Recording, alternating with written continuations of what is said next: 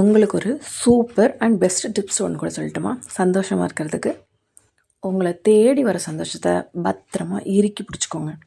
உங்களை விட்டுட்டு போகிற சோகத்தை அதை சோகமாகவே யோசிக்காமல் அவங்களுக்கு நம்ம கூட இருக்க தகுதி இல்லை அப்படின்னு சொல்லி தூக்கி போட்டுட்டு ஹாப்பியாக வாழுங்க.